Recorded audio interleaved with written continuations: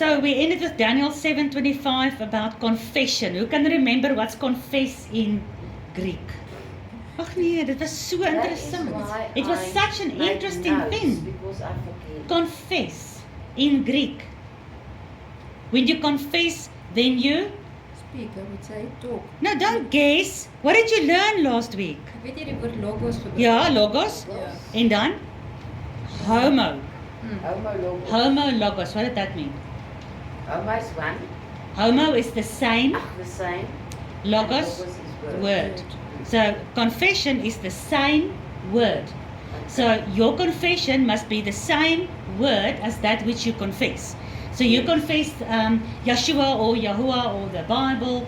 So what you confess is you agree with what he says and what the Bible says. You've got homo logos. Yeah. Your word is the same as his word. Then you confess. That's your Yeah. confession. So you need to speak life when you confess, because the Bible speaks life. So whatever the Bible says, you agree. So it says God is the only creator in the entire world. There's no evolution, blah, blah, blah, blah, blah. Then you confess, I believe in God the creator. I agree with the Bible, there's no other creator, for instance. So that's confession. You agree with the same word of Yah. Otherwise, your confession is not homologios, then it is. If it's not homosexual, it's Hetero. heterosexual. So if your confession is not homo, it's not the same as God, then it's Hetero. heterologos. So heterologos is basically, that's where deception comes from. So when the logos, the word, does not agree, it's not the same. So who doesn't speak the same as God? Satan. So Satan speaks heterologos. We need to speak homologos. The word, if his word is the same, then he's trustworthy. And our interpretation, slowly but surely over time, as we homologos, as we learn and we understand more, and we start to agree with more, your homologos grows as well. We need to figure out God's times and laws by looking at the roots, because we need to homologos. We need to agree with that which was from the beginning. That's what we discussed last time. Remember, the times and laws from the beginning. So in the beginning, it was fundamentally established. We talked about the sun, the moon, the stars. It's still in the same bana, cycles. The seasons are still the same. The 7, remember we talked about the 7 weekdays. We talked about the month, 12 months. You love to be shown how September, October, November, December actually proves that the year begins in March, which is the biblical Aviv. So we saw in a lot of ways that Satan has already changed a lot of the Creator's times and laws. Not done, like you said. What is left for the end? There's still a lot that is going to change. We can't predict, because even Daniel, he had to accept the fact that he doesn't understand everything. 5 years ago, I never knew AI was going to come. 5 years ago, I thought it was going to be technology mixed with biology. It's going to be the mRNA, and with that it's going to be nanotechnology, little robots inside of us. I never understood 5 years ago about AI. So 5 years from now, we might have a more clear understanding of more times and laws. That is going to change. But for now, with what I'm seeing, I showed you how I see it last time, and we saw the proof of what it has changed already. If we don't understand the blue laws, a couple of months ago we touched on the blue laws. You will see in the next, I'm going to say, less than a year, and I don't make predictions, but in less than a year, you're going to start seeing more about blue laws. Just keep your eyes open.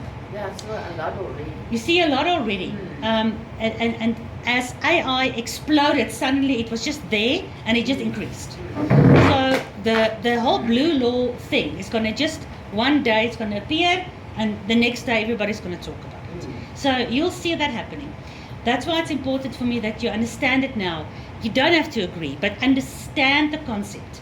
It's going to help you to see where everything is going.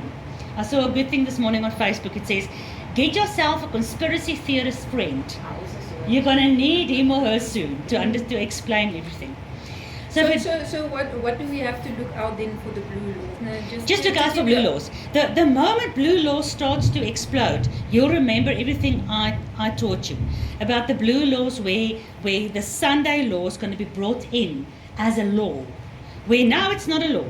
You can go to church on Sunday if you want. Yeah. But when the beast system, with the changed times and laws, that he has changed, everybody has accepted it.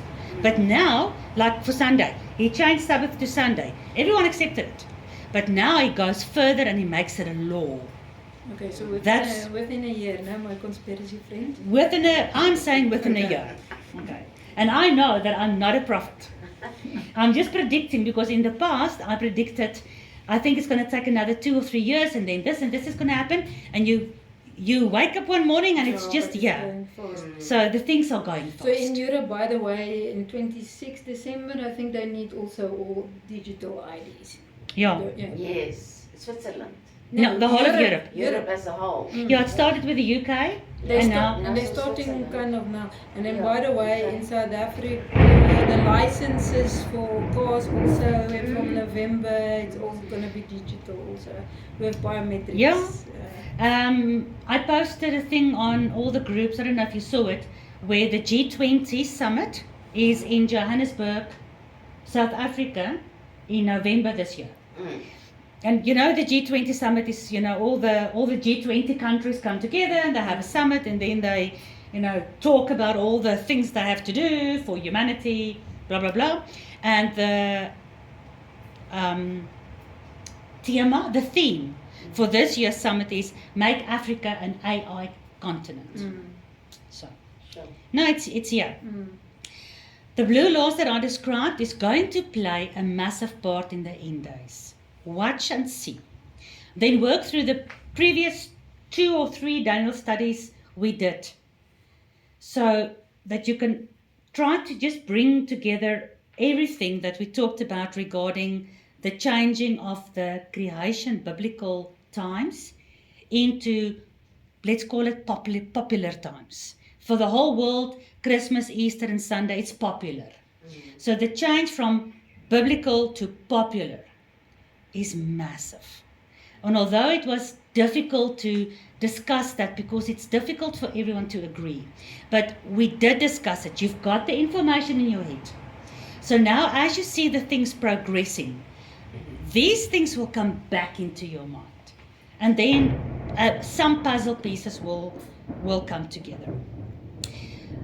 When you have this critical understanding, you will be finding yourself critically examining everything that's happening, and that will help you, together with the Ruach HaKodesh, it will help you not to be deceived.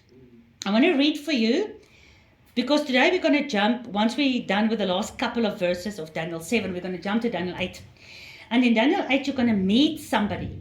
You're going to meet this little horn from the goat, with a one horn broken into 4 horns, and out of this whole system comes the little horn. You've met the little horn. We discussed him already. His blasphemous words, and he persecutes the saints, and he changes the times and laws.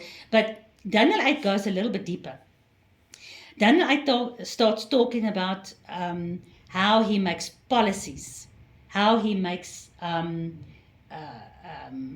he changes things in such a way that you already can see where it was fulfilled in the past out of the Greek Empire, but that it's also a prophetic end day warning of the last beast that's going to come out of the Roman Empire. So remember when I read this of Maccabees, because I'm going to discuss this before we end with Daniel 7, And then we're going to discuss this again in Daniel 8. And you're going to see it's astonishing for me. It's absolutely unbelievable that a historical event can be so close to the truth. Maccabees was a couple of 100 years after Daniel. But it's also almost 2,000 years from us. And yet we're going to go through that same cycle again. So the second book of Maccabees, this is where Antiochus Epiphanes and the whole Greek system is in charge. So remember the statue, you had Babylon, and then the Medes and the Persians, and after the Medes and the Persians you got the Greeks. And by the time of Yeshua, after Maccabees, the Romans took over from the Greeks.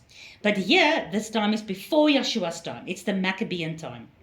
So here in the temple of Yahuwah, not in a pagan, idolatrous temple, in the temple of Yahuwah. And that immediately makes you think about Thessalonians and Revelation and Yeshua that says the Antichrist is going to sit in the temple. So we already know, keep it in mind, there's a physical temple and the spiritual temple. Our bodies is the temple of God. We're not going to discuss the body temple where the technology and the Nephilim mixing is going to come inside our bodies. We are now talking about the physical temple, which is a symbol of all God's laws and statutes and stuff. But as it is a beautiful symbol of Yahuwah's laws and statutes and his time, everybody comes to the temple at Sabbath and feast days and all those kind of things. It has been corrupted by the Jews from the synagogue of Satan, which grew out of this Maccabean time. Because during this Maccabean time, the Greeks forced their pagan idolatry and their pagan laws and their pagan times onto the Jews that was still in Jerusalem. Remember that the 10 northern tribes are gone. So the Greeks forced the Jews to keep their laws and their times in God's temple. So it's not come to our pagan temple for our Greek celebrations. No, we're bringing our Greek celebrations into Yahuwah's holy temple. And then Yeshua and Paul and John talks about the abomination of desolation inside God's temple. So you can see it happened in the past and it's going to happen again in Revelation. So here it is at the temple. They had to do with women within the circuit of the holy place. And besides that, they brought in things that were an abomination against the Torah.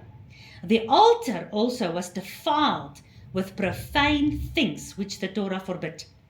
Neither was it lawful for a man to keep Sabbath. You see the blue laws, but this wasn't blue laws regarding Sunday. This was Greek holidays. But it's a prophetic picture of how it's going to be in the end. So nobody was allowed to keep Sabbath or any ancient feasts or to profess himself that he was a Yahudim. Yahudim, modern name, Jew. Okay. And in the day of the king's birth, every month, they were brought to bitter constraint and they were forced to eat from the sacrifices of the altar. So, this is in second book of Maccabees. This is the whole Greek Empire. You had the feast of Bacchus. You know who Bacchus was, ne? Yeah. The god of parties and drinking and alcohol and all that. And you had Bacchus also. Now, when you look at Bacchus, you see the green and the red of Christmas. I've done something on that about 2 years ago. You look at Bacchus and you look at the ivy leaf and all that. That's how he was celebrated. So, in today's understanding, you've got the Christmas and you've got your New Year's, lot of drinking, lot of partying, and you've got your Ishtar feast, where the women in the circuits of the holy places. All of these were existing Greek feast days. You all know that. 25 December, those things, you know they existed long before Yeshua's birth. So this was brought inside Yahuwah's temple. They put the statue of Zeus inside the most holy place. They slaughtered the pig on the altar. And the Jews that lived in Jerusalem had to eat from that pig. Because when you eat from the pig, not only that the pig was an abomination against the Torah, as it says here, but the moment you eat the sacrifices that was sacrificed to an idol, you take part in the worship of the idol. it's like you've got your toll gates. In these ancient days, you had your toll gates. So when somebody was traveling and they came back into Jerusalem, they had to be basically marked with ash. They call it Ash Sunday. The Catholic Church still keeps it today. So they were marked with a cross on their third eye before they could enter. This was like a mark. If you didn't take the mark, you couldn't enter. You couldn't get past the toll gates. So the Greeks and the Romans, that they were securing the entrances of all the major cities and all the major trade routes. And if you didn't comply, you couldn't continue on the road. So it's going to be the same in our days. If you don't have the mark, you can't travel. You're not going to get your license. You can't get past the toll gates. And you can't even put petrol in your car. So remember, Daniel 7:25 said, he thinks to change the times and the laws. I showed you, I believe that is major part of the Sabbath, which includes all God's holidays. Because you read it, and you read the other verse where God said it's a sign. It was a sign of what? Can you remember? You read Ezekiel and you read Exodus 31. I give you my Sabbath as a sign that I am Yahuwah that Covenant. I gave you my Sabbaths as a sign so that you will know that it is me, Yahuwah, that sanctifies you. Do you remember? Yeah. And that word sanctified is holy. I put you apart. You are separated. You are different. So when you wear the sign of the Sabbath, you cannot wear all these other signs. And a lot of Jews, of course, were killed because they refused. So it's not to say that your choice is the mark of the beast. Because the mark of the beast, in Revelation, it says once you take the mark of the beast, it's almost like you become half and half, first of all, immortal. The Bible says they were looking for death and they could not find it. Have you read that? Okay. But it also changes your DNA, because once you've taken the mark of the beast, the Bible says you cannot be saved anymore. Because you are no longer created. You're no longer pure-blooded genetically like Yahuwah created you. You are mixed like in the days of Noah. All the people were mixed. Only Noah, who was pure in his genetics, was saved. Everybody else was judged and killed and destroyed.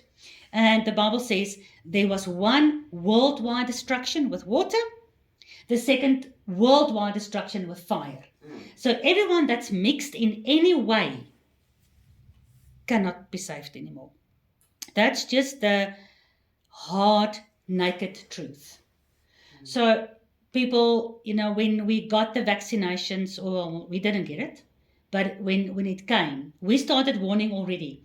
Don't, because there was nanographite, nanotechnology, graphene oxide, nanotechnology, and messenger RNA with embryo placebos and stuff that was in those vaccines. So for those reasons, we already said, don't start taking it. But then people said, oh, my mother got it, but now she's got the mark of the beast. That one vaccine alone is not the entire mark of the beast. Up to the point where your genetics start to change into where God can no longer recognize you, where you are no longer part of creation. So you need to read that in context with the whole of Revelation. Because just like God declares the end out of the beginning, Satan also must fulfill his promise in the end. He must fulfill what he promised in the beginning for everyone to worship him. What did he promise? Did God really say you can't do this and this? Don't worry, you won't die. You will be God's, and you will have all the knowledge. So he must fulfill those promises.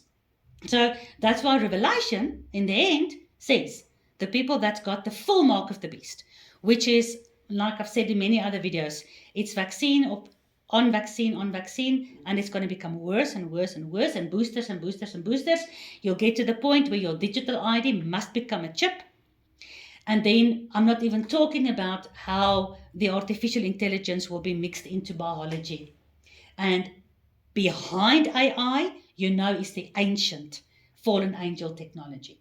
So once all that is mixed in a biologically pure human, he is no longer biologically pure human. No wonder that Yeshua said, Father will betray Son. Son will betray Father. And the Son will think he does God a favor by killing his own father.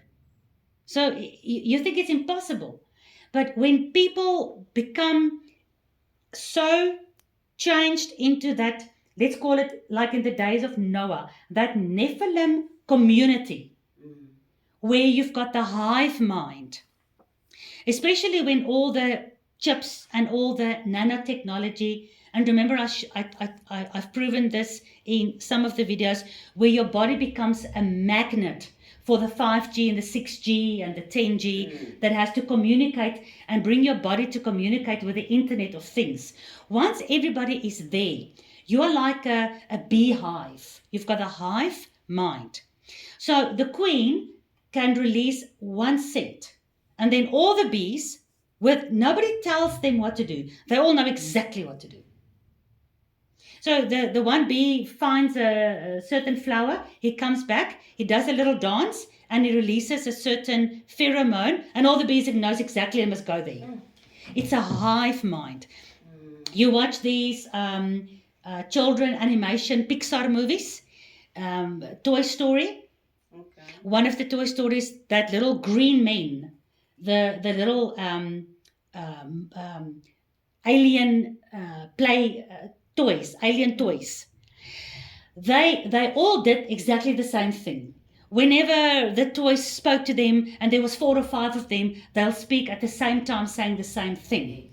And then in one of the future movies, the brain that controlled them was stolen. And then all these little men ran against the wall, and they didn't know what to do, and they couldn't work together anymore, and they weren't of one mind anymore. Does it make you think about the Tower of Babel? Yeah.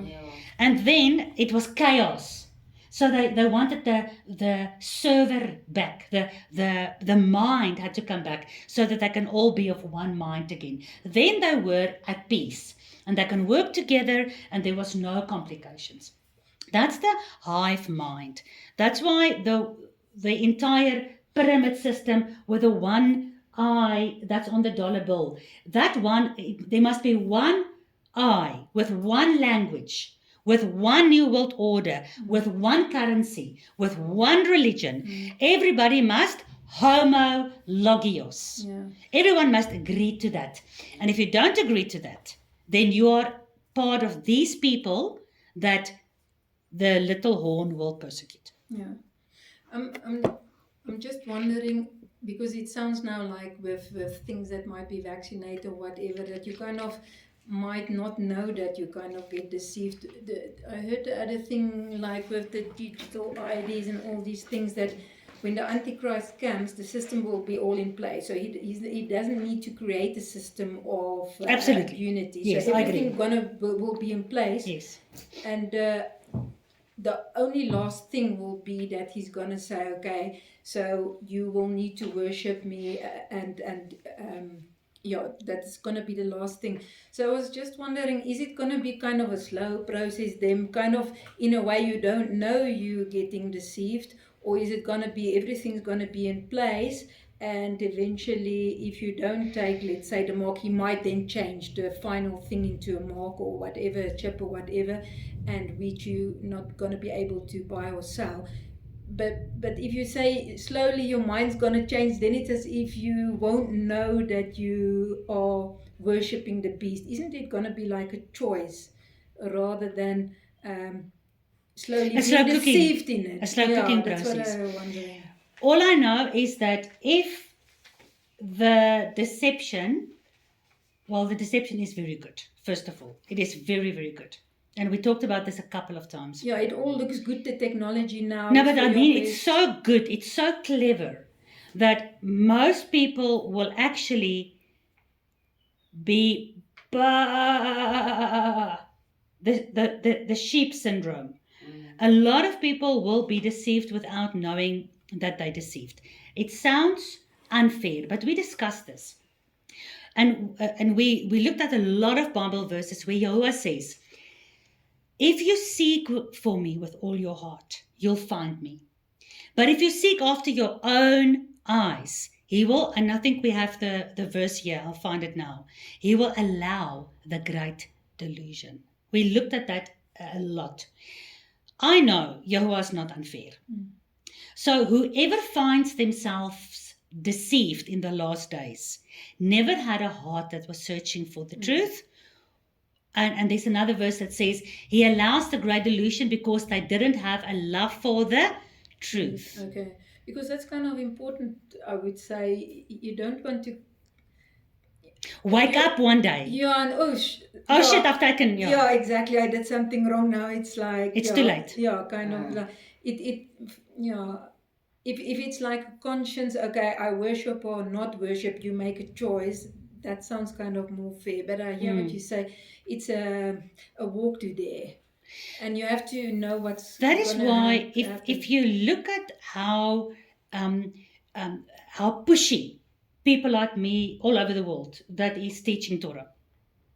If you see how pushy we've become extremely pushy. I've been doing this for almost 16 years now, but I've only started recording the stuff in the last 6 years. So since 2019, when I would say the initiation of this slow process started. I know Facebook and the indoctrination in the church and in school, that's been going on for decades. But the initiation of this last stretch of the 100-meter that we are going into started in 2019 with the COVID virus, with the snake poison. That's when a lot of us started putting our stuff online, where before we were doing it in home churches. Because more people were asking what's going on, and you couldn't get your stuff out to all the people, so we started putting our stuff online. And in the last year, since AI really boomed, we've become very pushy. We might even have become very aggressive. So it sometimes sounds like I'm fighting, but there is a dringendheid, urgency. There's a real urgency. Because when people wake up to turn back, and we have this in 2 Corinthians 3, people look into the law of Moses, but there's a veil before them, so they don't see it. But the Bible says specifically, when they turn to God, God lifts the veil. And then when when the veil is lifted, where were they looking? They were looking at the law of Moses, but there was a veil. So when they turn to God, God lifts the veil. Then they look into the Torah and they see the glory of Yeshua. So we are pushing a lot for people to see the glory of Yeshua in the Torah. To understand that the Torah is the man that was walking here less than 2,000 years ago in the flesh was the word, the Torah of God that became flesh. And to turn back to the Torah, for instance, not to eat pig. It sounds all those things that we discussed, but it's actually such a beautiful thing because that the veil gets lifted. And it's almost like when you stop putting the pig, and here the pig is on the altar, they were forced to eat it. Why not eat anything else? But the moment you stop that, it's a small thing, but it's like your eyes open on a new level. How many people can open the Bible and talk for 3 hours on one verse? Not many people. And I'm not saying the moment you don't eat bacon, now your understanding explodes. But I sort of want to say, Father says, the more you search for me, the more you become obedient to me, the more he opens your understanding. And I can see that 2 or 3 people that I can, give you their numbers now. They've only been on this road 2 years, not even. The amount of stuff that when we do Bible studies, they'll sometimes tell me, listen, I found this. I will say, what the hell? Oh, that's amazing. And I've been on this road 16 years and I didn't see it. And they've been on this road 2 years. Sure. And The knowledge is expanding. the knowledge is increasing at such an exponential level. And for a lot of people, it starts with one of three things. Number one, they learn about Christmas, and then they stop keeping Christmas. Or they learn about Sabbath, they start keeping Sabbath. Or they learn about kosher. It's one of those three things. They start doing the one, and then it progresses into the rest. And before long, they start keeping the 7 feast days. And it's those people. You can ask them to open their Bible in any place. 2-3 years, not even. The one girl, within 1 year, she started posting stuff on Facebook that I'm like, my mouth hangs open about the understanding. And a year ago, she hardly read her Bible. She hardly read her Bible. So I'm saying what I'm saying. Take what I'm saying. Put it in the back of your head. The same serpent that was deceiving Adam and Chava in Eden is still the same serpent that we have today. We talked about the 2 verses that says, I give you my Sabbath. It's a sign that that God, Yahuwah, is the one that sanctifies you. You are not sanctified by any other God. So you mustn't be deceived by any other God. You must know that is the God that sanctifies you. And you wear that sign of the Sabbath. And that's why the blue laws are so important to understand, because it's that specific sign that Satan wants to change. When it comes to the point where the entire system is set up, just like you said now, the whole system is set up, that final act of worship, because it's about worship. And Yahuwah's day of worship is repeated all throughout Scripture so much. That's why the day of worship is important. You cannot have the day of worship as a mark, and if you don't have it, then you're going to, go to hell. The day of worship is going to come at the end. Now there's a whole tulip increase of all these things that must be integrated into your mentality and into your biology and into your genetics. To make you one of those people in the last days that will look for death and can't find it. That will be so mixed as the 10 toes are mixed. Those people will easily be begoogled to worship the being that's in the temple in Jerusalem. It's not going to be a stretch for them. But there's going to be a lot of people in the system, whether they are believers in the Bible or not, that's not going to allow. It's a lot of people now already. They don't want it. They hate this idea of the digital ID, and they're not Bible believers. So there will be a lot of people in the system that doesn't have a religious reason to refuse the end day for enforcement of worship. So when the Antichrist comes into his position, he has to bring that enforcement in. And eventually most people are going to buckle. The people that doesn't have a real religious reason is eventually going to give in. We saw it's quite interesting that the entire 6 system, the mark of the beast is 666, there's 6 days that Yahuwah created everything and then he rested on the 7th. So we saw the 7th cycle of Yahuwah and the 6th cycle of the Antichrist. And we also had a look at 6 is the day on which humans were made, but it's also the day on which the beast was made. And it's no wonder that the Antichrist his number is 666. It also says, well, it's not 666, it's 600, which means something different, but anyway. But it also says, because it's the number of a man. Because the number of man is 6. Our carbon blueprint is 6. Satan wants us to believe that we can be our own gods. He doesn't even care that we worship him or not. Like in the Garden of Eden, he promised Adam and Eve, you can be God. So he's even happy for a lot of people to be their own God. So a lot of people don't believe in God at all. You know it. You believe in something.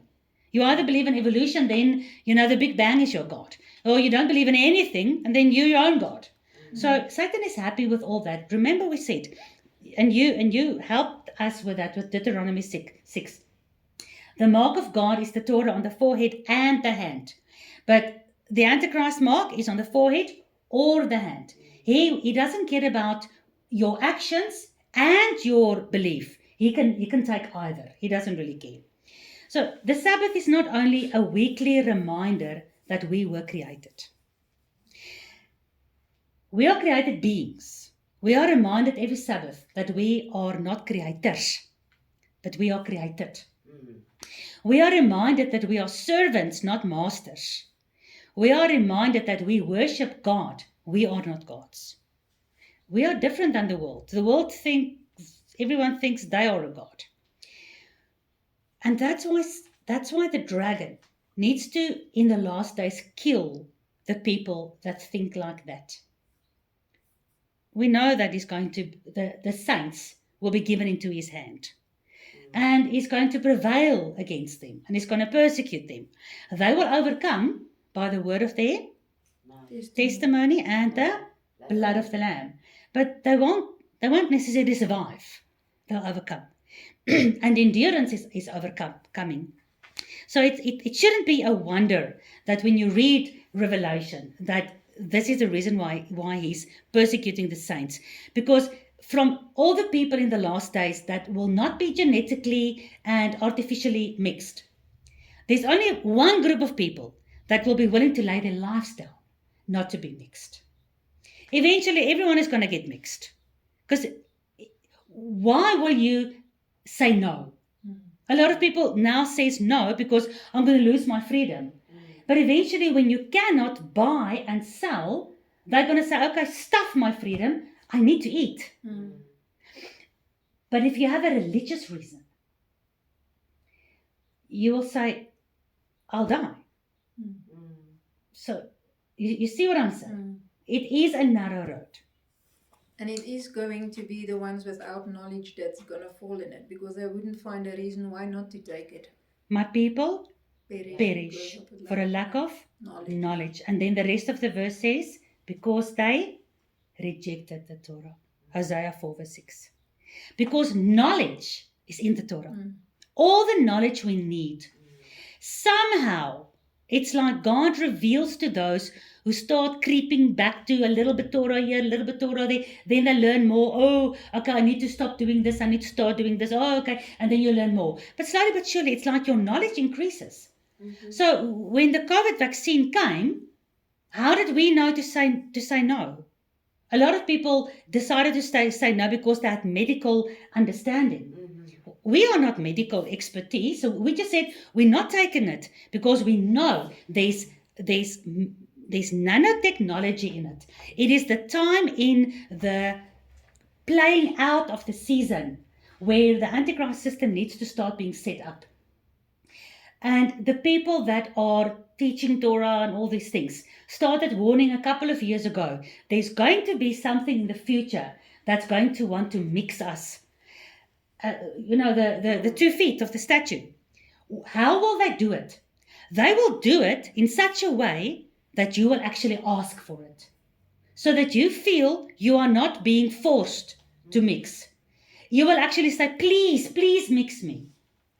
And then when COVID came, and we didn't believe in COVID a single minute from the beginning. And then when the vaccines came, we all said, okay, COVID was the reason for the vaccine. So we knew that there was stuff in the vaccine they wanted to get in. And that's why we said we're not going to take the shots. It was most of the believers who didn't take the shot didn't have a medical reason why. We had no proof. It was all conspiracy. And now a couple of years later, those conspiracies came true.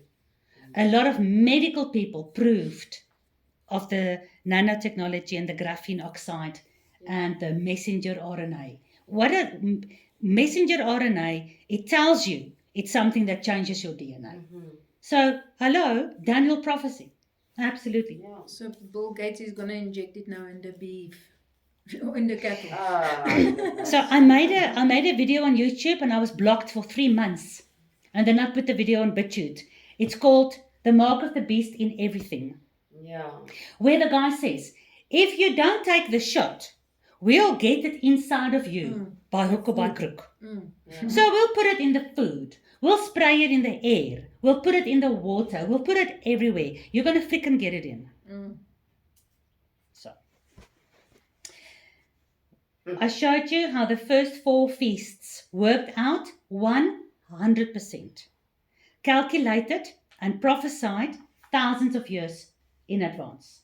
So the first 4 feasts were fulfilled to the T. There's 3 feasts left. And we celebrate this 4 in remembrance and these 3 in expectation. Talking about it, sorry, I just want to say something interesting I read this morning in Kings.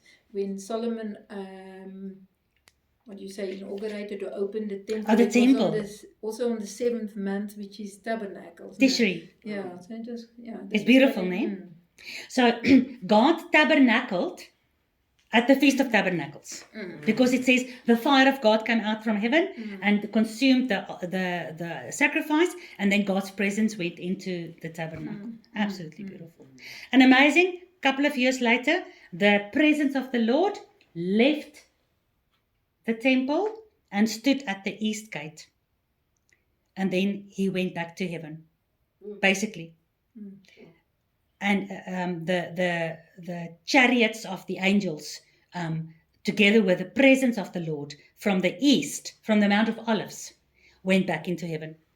And then the angel said, where God left, where Yeshua left, he's coming back at exactly the same place. Isn't it amazing? And then, Zechariah says the east gate is for the prince when he comes back here. Which is closed now, they say. Yeah, they think they closed it. Good luck. Do you think that's going to keep the Messiah out? Couple of bricks? Please. Let's finish Daniel 7:26.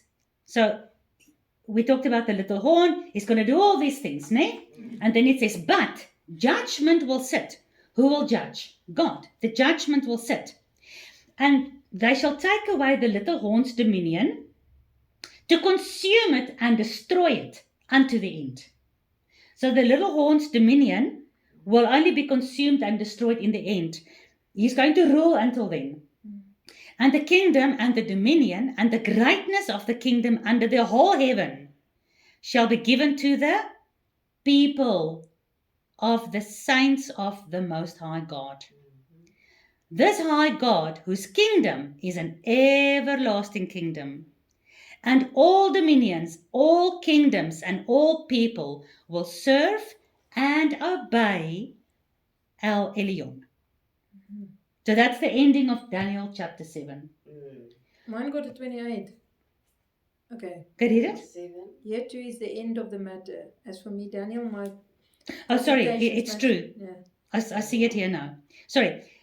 I put in Habakkuk 3 before I ended with Daniel 7:28 because it says, the judgment will sit, God will destroy the little horn, and all the kingdoms of the earth will obey God. And we looked at the Son of Man, remember, a while ago, where the Son of Man comes in the authority of God for the 1,000 years. And everyone, he's going to destroy everything. And everyone will worship him. Now look at the beautiful prophecy in Habakkuk chapter 3. I'm going to read for you verse 3 to 5. Yahuwah came from Teman. The Holy One came from Mount Paran. His glory covered the heavens, and the entire earth was full of his praise. So when is this?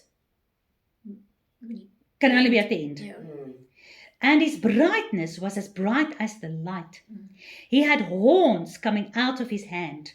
What does that mean? Power, kingship, authority. And there was the hiding of his power. Where was the hiding of his power? In his hand, where the horns came out.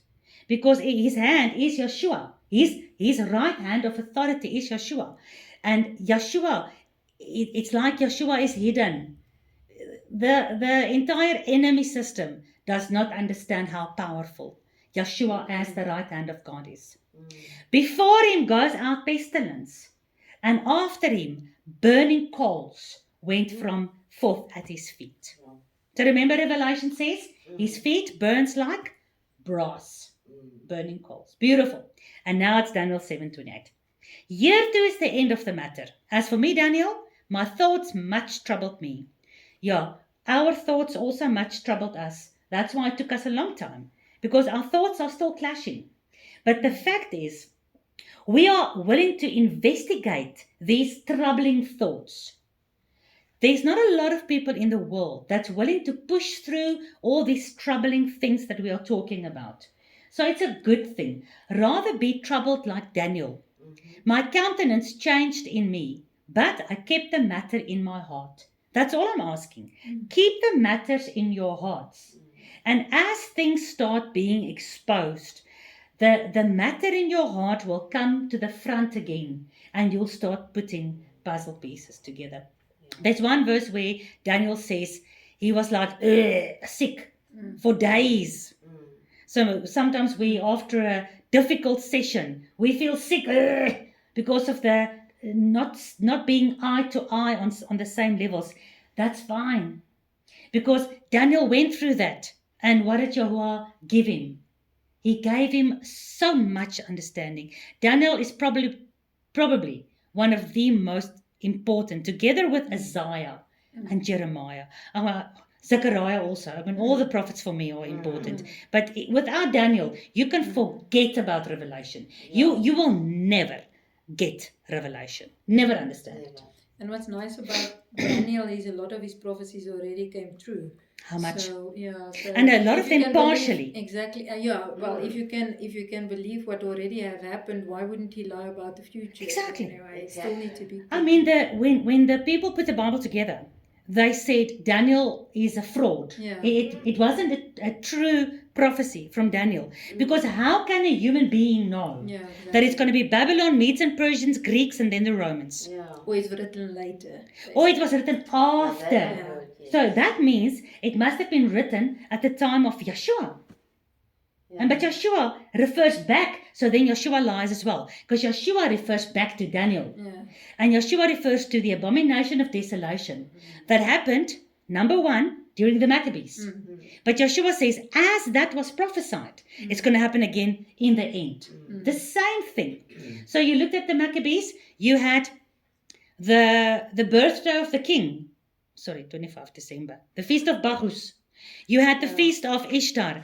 You had the pork brought into the temple. You had the forcing to eat the sacrifices. You had people being killed if they didn't do those things. And it's exactly going to be like that in the end. The changing of the times and laws, enforcing everyone to follow the laws and the times of the beast. Because he takes God's creation times and he puts in his own times and laws. And those, like in the Maccabees, if you don't follow that, you'll find yourself being persecuted. When that time comes, and you're not persecuted, then you know you're not part of the saints. You need, when the Antichrist system is in full swing, you need to find yourself not being able to pay your Eskom bill. You need to almost find yourself not struggling to be in the system. Otherwise, you're part of the broad road where many people are. So we're ending Daniel chapter 7 with 2 Peter chapter 1 verse 9 to it. We have a more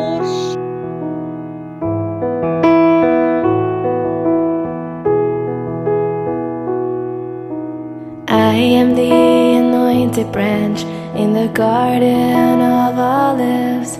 My sweat became blood to remove the wall of separation. I am your king, the anointed one. My throne's foundation is justice and righteousness. My order brings life. Oh, behold, the days are coming that I will bring back from captivity my people, Israel and Judah. I will cause them to return to the land of promise.